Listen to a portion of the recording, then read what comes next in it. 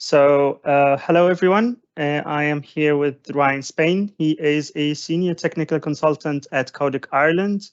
We are here to talk about GitHub Copilot. You can unofficially call it Chat-GPT for software developers. So Ryan is well informed about Copilot. He's been using it for a long time. And we're going to go over explaining what is GitHub Copilot and how can it help us become more productive developers. So let's welcome Ryan. Hi, Ryan. How are you? Hey, Ramon, apologies. Yeah, that's just okay. asked you. I'm good. Yeah, I'm good. Thanks. How about you? All good. Thank you so much for having the time for this discussion. I'm sure many developers will find it informative and educational. Yeah, hopefully. And hopefully I learned something as well. Every time I use Copilot, I learn something. Yeah, that's great. So can you just let us know what is GitHub Copilot exactly? Yeah, so it's in the name. It's a Copilot. And for anyone who knows Chat-GPT, which you just mentioned, it's like Chat-GPT.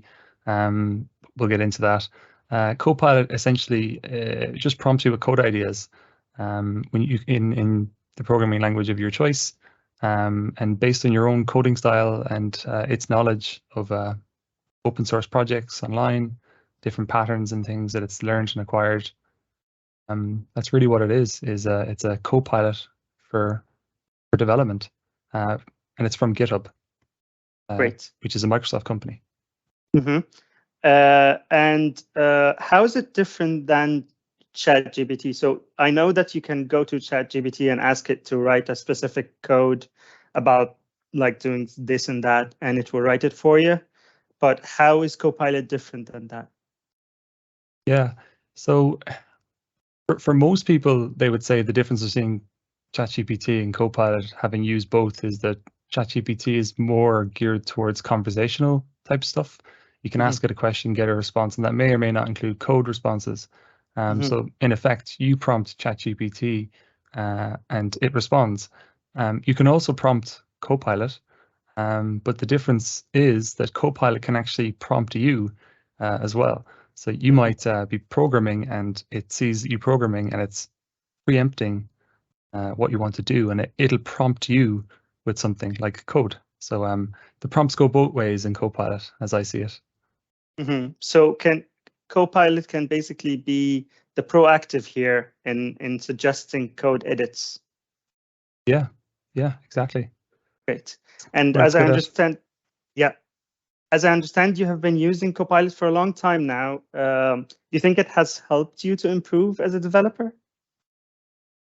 Yeah, for sure. And almost like indirectly, because using Copilot, the main advantage I see of Copilot is it saves you a lot of time. So some of the mundane kind of boilerplate stuff is taken care of by Copilot because it learns the way you code, your coding style, and again, it prompts you with code to enter. That in effect allows more time for me to focus on other things, like reading a Stack Overflow post or reading someone's blog post or some documentation. So it frees up time, and time is knowledge, really, because you can exchange your time for knowledge. So it has made me a better developer indirectly, yeah. Awesome. So how can I set up Copilot and start using it? Sure, yeah. So Copilot is best used in an IDE. In fact, I think it's really only possible to use it in an IDE setting at present. For example, Visual Studio Code, and I think recently there's Visual Studio support if you use one of the previews or one of the latest versions. What I'll show here actually on the call, I'll share my screen. I'll just show you how it integrates with VS Code. So I'll just share my VS Code instance here. Let me know when you can see that. Yep, I can. Cool. So for anyone who knows VS Code, you know that there's extensions. So if you go to the extensions over here, you can search for Copilot, and a couple of different options come up, like there's a nightly build and a Copilot Labs experimental extension. But the one you're going to want to click on is GitHub Copilot here. I already actually have it installed, but if you hadn't it installed and you installed it, you would be prompted almost immediately to sign in with your GitHub because it's GitHub Copilot. Whether that's linked to your organization or your personal account. And from there, you just get Copilot functionality within VS Code. And how you know Copilot is working is down on the lower right-hand side of your screen, you'll see that little Copilot icon. And if I hover over it, it says deactivate Copilot. So that's how you know it's working. But how you really know it's working is when you open up a code file and you start seeing prompts, which is probably the next thing I'll show. So I'll show a quick demo of how you can use Copilot in VS Code here. For this example, I'm just in a kind of standard folder on my computer that's using .NET Script. Let's create a file. We'll call it HTTP, and I'll use C#. But instead of using C#, I'll use C# script because it's just a bit more concise and it doesn't require me to have a project file or anything. So let's say, for example, I'm writing some C# code and I want to get a list of posts from the internet and I want to print them out to the console. So the way that I would do that in C# is a HTTP request. And I know for HTTP requests, I need to create a HTTP client. So let's get started with that. So I'll just wrap it in a using statement. So using var client equals new HTTP client. And so far as I say I haven't got any prompts, but now I'm getting prompts. So it already knows what it wants me to do. I'm going to ignore it just for a moment. You kind of have to learn to ignore it. Just don't react to it. So I'm just going to create that using statement. And I'm going to fix some errors that I have with this code. So for example, HTTP client isn't found. So I'll just add a using statement for that. And there we go. We have some basic code. But inside the HTTP client, I want to use it. My use case, I want to retrieve a bunch of posts online. So it's going to prompt me again. It's saying, hey, do you want to go to Google? And this gets a little bothersome after a while, but you forget about it. One of the most interesting ways to prompt GitHub Copilot is actually to write comments. So I could write a comment like, get some posts. It's even prompting my comments. So I'll just go with that. So get some posts from JSON placeholder. And I'm sure enough, if I press enter, it's probably going to try and get some posts from JSON placeholder. So I'm just going to go ahead and take that. And I'm pressing tab to accept. And if I were to press enter again, it's probably going to try and parse those. Yeah, it's trying to parse them as a post object. And this is where you have to be a bit careful. So it's making suggestions and making assumptions. And sometimes they're not always correct. So sometimes you just need to kind of back out of what you just did and follow a different approach. So what I'll do here is I'll just say var JSON equals await, and I'll just read the content of that response. And then let's just output it to the console. So I'll do console.writeLine. And there you go. It's predicting JSON as well. So I'll run this code and we'll just see what happens. Oh, apologies. I do need to save this file first.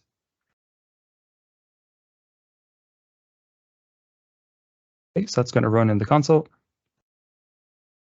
And it's going to spit out the JSON into the console. Now, another interesting thing you can do here with this is let's go towards a typed kind of interface. So we're not using just plain JSON. So what I'm going to do is, and I only just figured out you could do this.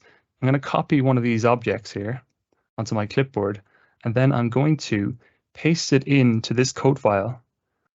Just fix the formatting, turn it into a comments because it's not valid C# anyway.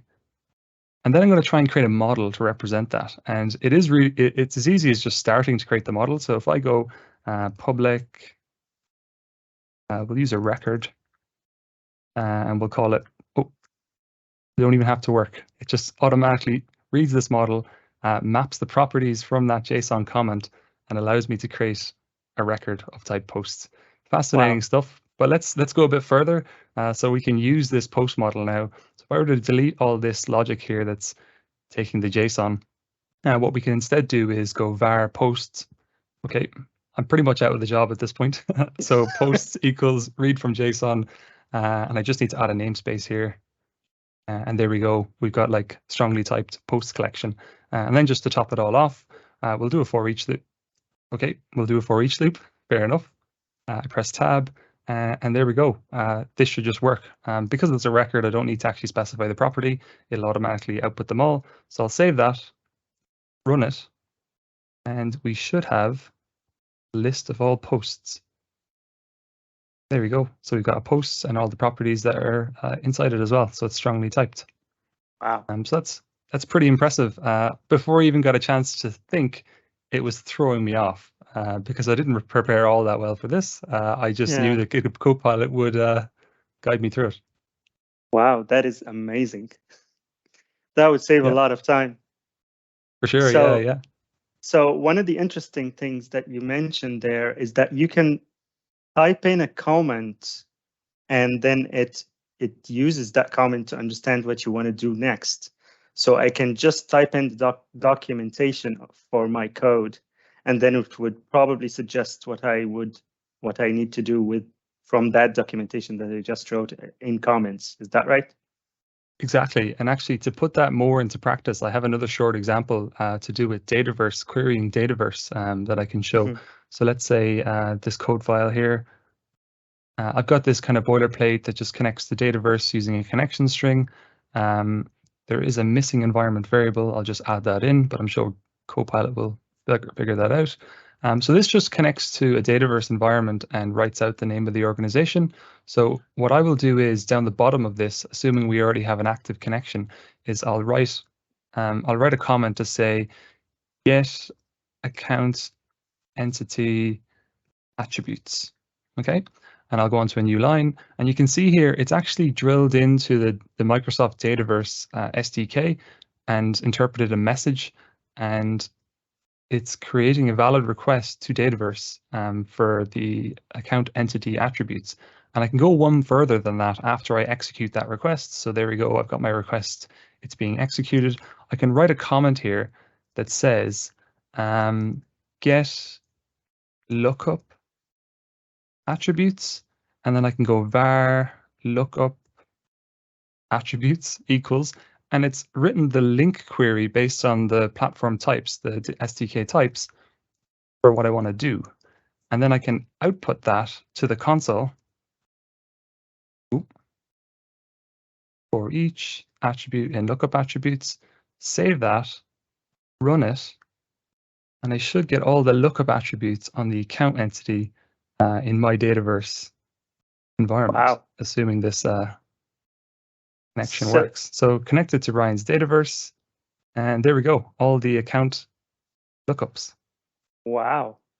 So even if you have SDKs included, it will drill down to those SDKs and get to understand and get to suggest what you want to use from these libraries as well.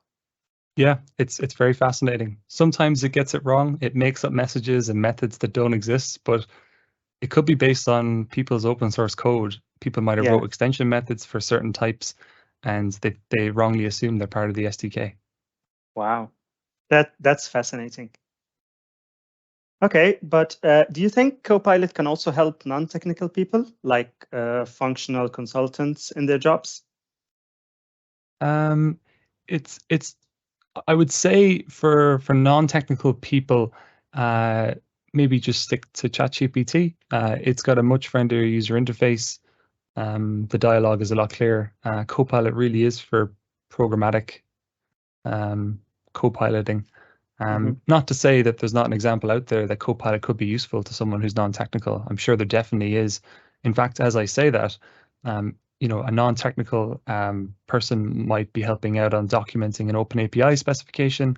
They might need programming language knowledge, but if they can write YAML, they could help contribute towards that. Great. That's amazing. Now to the $1 million question that I know many people would probably want to ask. Do you think that this puts some developer careers at risk? Like, when does it stop? Are we going to be replaced one day by just GitHub Copilot, someone writing just English descriptions of what they want to code, and then the whole code is just written by an AI? Yeah, I definitely felt like my job was at risk as I was trying to do the demo, and GitHub Copilot was taking over and saying, I know what you want to do. I know what you want to do. But yeah, to be honest, I don't believe that Copilot's going to completely replace developers, but it definitely will make developers more efficient. And as a result of that, there might be some natural reduction in the number of developers to solve X, Y, Z problems. But it also might open the door to other opportunities. There might be there could be a role for prompt engineering. Like, how do you prompt these things to give you the best possible output? But I do believe for sure that Copilot is best used to complement existing development skills, not replace them. So, you know, this code that I'm showing you here right now might make sense to most developers who've worked in this domain, but really it wouldn't make sense to me if I hadn't worked with the SDKs, the programming language, the frameworks, and just general problem-solving ability as well. Yeah, I think we're safe. That makes sense. I think we're safe. Thank God. Well, thank you, Ryan. That has been a great discussion. I think many people find it beneficial and informative. So thank you so much. Yeah, thanks for talking to me about it, and good stuff. Enjoy the rest of your day, Ramon. Thank you. You too. Bye-bye.